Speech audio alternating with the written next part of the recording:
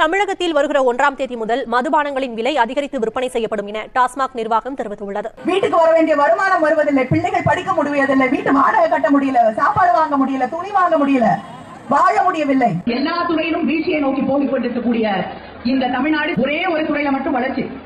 அது எது? டாஸ்மாக். இன்று தமிழ்நாட்டுடைய வருமானம் 36,000 கோடி. இந்தியாவிலேயே அதிகமாக இளம் விதவைகள் இருக்கக்கூடிய மாநிலமாக தமிழ்நாடு மாறிக்கொண்டிருக்கிறது.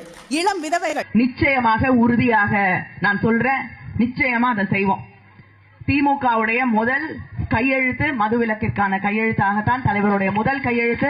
மதுக்கடைகள் மூடுற 10 மணிக்கு அப்புறம் மது விற்பனை இல்லைன்னு சொல்றாங்க. ஆனாலும் அதற்கப்புறம் 11-12 மணிக்கு கூட விற்கப்படுகிறது. நிச்சயமாக திமுக தலைவர்கள் அவர்கள் குடும்பங்கள் நேரடியாக நடத்தக்கூடிய மது ஆலைகள் மூடப்படும். நல்ல நேரம் எல்லாம் யாரும் பார்க்கலங்க. மதுவிலக்கு கொண்டு வரப்படும் பொழுது நாங்கள் அந்த ஆலைகளை மூடுவோம். ஒரு நாள் டாஸ்மாக் கடைகள் இல்லாத தமிழகத்தை உருவாக்கக்கூடிய அத்தனை முன்னேற்றங்களை திராவிட முன்னேற்ற கழகம் செய்யும். தமிழ்நாட்டில் மதுவிலக்கு சாத்தியமா சாத்தியமற்றதா? நீங்க திமுக வந்து ஆட்சி வந்த உடனே முதல் கையெழுத்த வந்து மதுவிலக்கு இருக்குன்னு சொல்லி போன தேர்தல் அறிக்கையில சட்டமன்ற தேர்தல் அதை வந்து தேர்தல் அறிக்கையில வைக்கிறேன்.